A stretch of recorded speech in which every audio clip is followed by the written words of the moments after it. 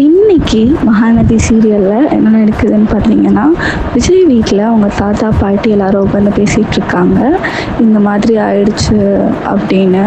அப்போது வந்து விடுங்க, இதோட வெண்ணிலா பிரச்சனை முடிஞ்சிருச்சுன்னு பேசிகிட்டு இருக்கும்போது, விஜயோட ஆஃபீஸில் இருந்து அவர் மேனேஜர் கால் பண்ணி இந்த மாதிரி வெண்ணிலா சூசைட் அட்டம் பண்ணிட்டான்னு நியூஸில் சொல்கிறாங்கன்னு சொன்னதும் எல்லோரும் ஷாக் ஆகிட்டாங்க.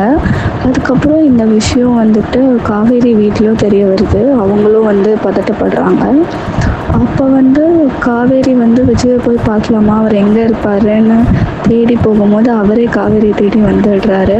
வந்துட்டு காரில் கூப்பிட்டு போயிட்டு லாயர் என்னை தலைமறைவாக இருக்க சொல்லியிருக்காரு, என்னால் அவங்க கூட ரொம்ப நேரம் இருக்க முடியாது, இது என்னோடய புது நம்பர், நீயும் வேறு நம்பரில் தான் என்கிட்ட பேசணும்னு சிம் கார்டு நம்பர்லாம் கொடுத்துட்டு போகிறாரு.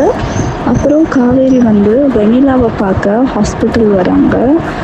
ஹாஸ்பிட்டல் வந்ததும் அங்கே வெண்ணிலாவோட மாமா இருக்கார். அவங்கக்கிட்ட கேட்குறாங்க, இந்த மாதிரி என்னாச்சு, அவள் சூசைட் அட்டம்ப்ட்லாம் பண்ணியிருக்க மாட்டான், நேற்று கூட தைரியமாக தானே பேசினா அப்படின்னு கேட்குறாங்க.